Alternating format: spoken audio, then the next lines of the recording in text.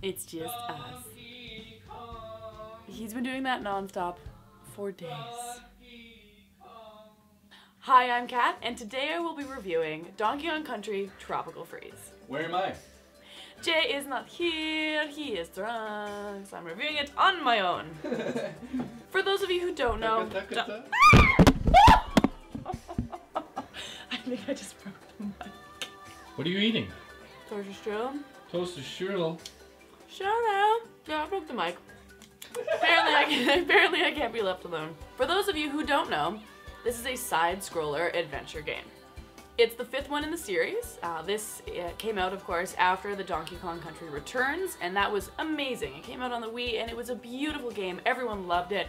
It was just hard enough, and it looked great. Everyone was excited, and, you know, I think people have been wanting a Donkey Kong side-scroller coming out again. And finally, they listened to the people. As for the plot of this game, the Kongs are all celebrating a birthday, and the snowflake comes and snuffs out the candle, and they're like, what?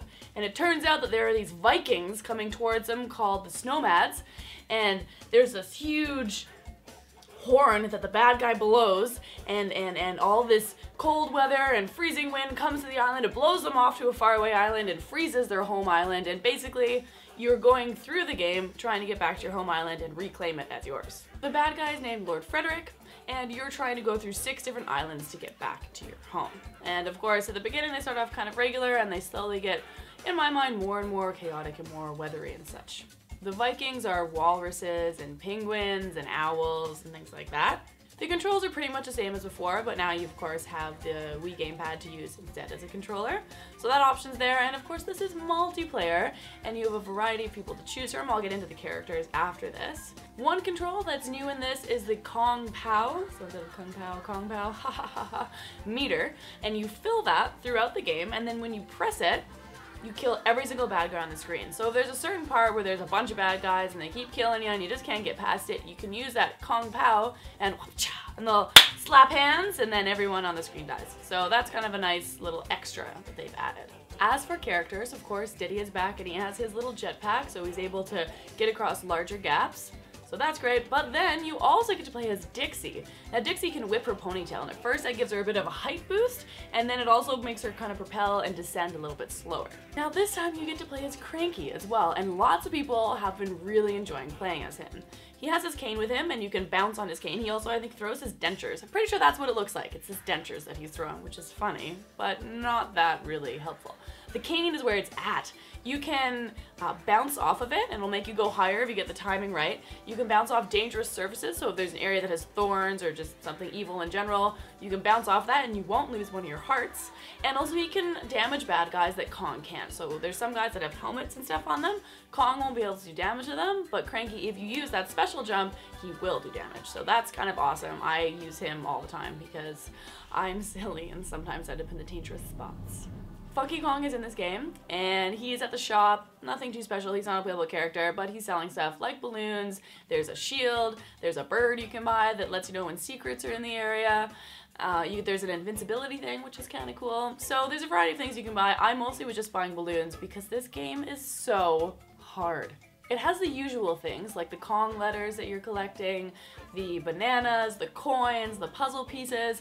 Those are fantastic. It also, of course, has those hidden little levels where you try to collect all the bananas and get balloons and puzzle pieces, etc., etc., etc., which is fantastic. One last thing that they have is the time attacks, and those are things that you can compete against other people online, and there's leaderboards, and of course, you're trying to get to the top. I didn't end up playing that much because the game was so hard. Holy mother of God. This game took me forever. It was painful, but at the same time, I really can't fault it for being hard. It's awesome, but I just picture parents being like, here, my child, I got you this cute Donkey Kong game that looks beautiful. P.S. The HD is amazing. Kong's fur, rustles in the wind. I want to pet him and cuddle with him, and he's so beautiful. The backgrounds look great. Everything looks gorgeous, but it's so difficult. So I wonder what happened to these parents that gave it to their kids. These kids must be hating their parents because it's just so hard. Or maybe their parents are getting really good at the game. Or maybe these kids are just champions. So kudos to you if you found this game easy. I found it very difficult, especially playing multiplayer.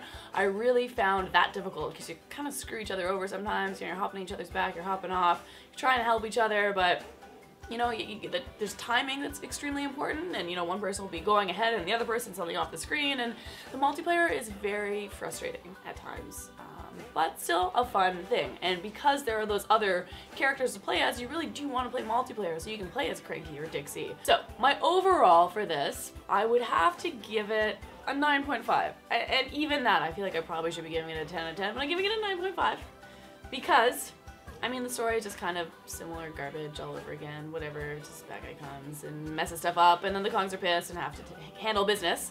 So, meh. And also, it's so ridiculously hard, which is a good thing. I don't know that that actually is losing a point for that. I kind of love it because it takes so much time, but at some points, you know, I had lost 20 lives playing multiplayer with Jay. We had lost those, and it was just frustrating to get game over and have to start again. However, I feel like this game will bring my gaming to a new level, so that'll be good. The graphics look beautiful, the controls are perfect, it flows very, very well. The bad guys are great. I think they've been designed really well. The boss battles are epic. Even just the first boss battle took a good amount of time, and I really like that. It still has things in threes, of course, as pretty much all Nintendo games I think do, or at least Donkey Kong for sure, and Mario. The puzzle pieces were all hidden in fantastic areas. I mean, there's so many secrets in this game.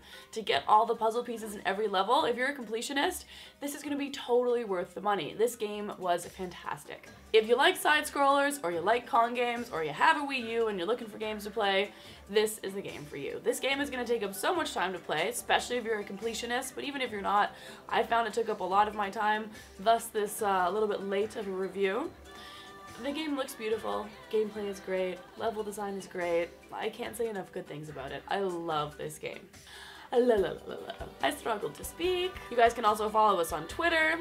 You can like our Facebook page. Thank you very much to Chop Shop Goods as well as ANC Games. You guys are amazing. We love you. And thanks for watching.